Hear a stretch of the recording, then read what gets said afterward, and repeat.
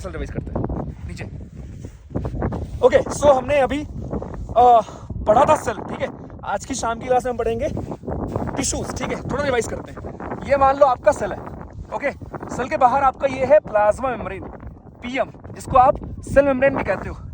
ये मेन होता है, इसमें 52% आपका प्रोटीन, 40% लिपिड, उसके बाद कोलेस्ट्रॉल एंड कार्ब्स भी होता है। परफेक्ट, ठीक है। कुछ लोगों में इसके बाहर एक और परत होती है जिसको आप कहते हो सेल वॉल। जैसे स्पेशली बैक्टीरिया में, बैक्टीरिया की सेल वॉल बनी होती है ग्लाइकोकैलिक्स की।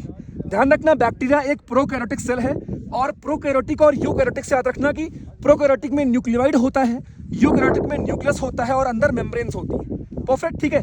और राइबोसोम इकलौता आपका वो ऑर्गेनल है जो कि दोनों में पाया जाता है, ठीक है। अब आते हैं अंदर आप आओगे, यहाँ मिलेगा न्यूक्लियस, ठीक है। उसके अलावा अगर हम साइटोप्लाज्म में आएंगे, यहाँ आपको मिलेगा ईआर के दो बच्चे आरईआर एसईआर। उसका नाम आरईआर क्यों है? बिकॉज उसमें अटैच है आपका राइबोसोम, जिसका मेन काम होता है प्रोटीन बनाना, ठीक है। एसईआर का मेन काम का होता है लिपिड का प्रोडक्शन करना, और वो जो डिटॉक्सिफाई भी करता है ड्रग्स वगैरह को, ठीक। इसके बगल में आपको मिलेगा गोल्जी अपैरेटस, जिसका मेन काम होता है सिंपल शुगर को कॉम्प्लेक्स में कन्वर्ट करना, उल्टा काम करता है, राइट। इसके अलावा लाइजोसोम के प्रोडक्शन में हेल्प करता है, जिसको आप बोलते हो suicide bag of the cell, जिसके पास होता है हाइड्रोलिटिक एंजाइम्स को, जो वो करता है आपके हमारे पूरा खत्म कर सकता है, ठीक है। और जो उसके पास डाइजेस्टिव एंजाइम होता है वो बनाता है आपका आरईआर, इसके पास लाइजोसोम के पास, ठीक। ओके, उसके बाद बगल में आपको मिलेगा यहाँ पर वैक्यूल्स।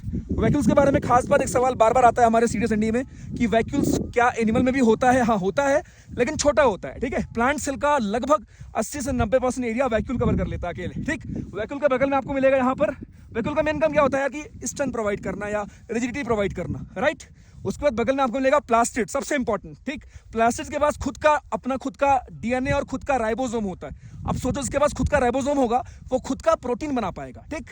अब ये जो आपका हमारा है, राइट, प्लास्टिड्स एनिमल में नहीं होता, खाली प्लांट में होता है, ठीक है।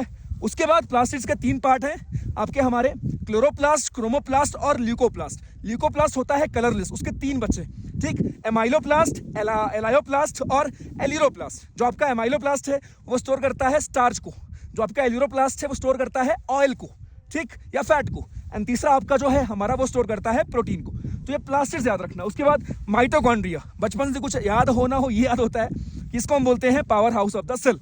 एटीपी का बनता है यहाँ पर, एटीपी के फॉर्म में एनर्जी आपकी स्टोर होती है, राइट। 2 लेयर होती है इसके बाहर, अंदर वाली फोल्डेड होती है, ये भी याद रखना, ठीक है। इसके पास भी खुद का अपना डीएनए एंड राइबोसोम होता है। एंड देन फिर न्यूक्लियस की कहानी हम पढ़ेंगे अगले क्लास में, मैंने आपको बताया था।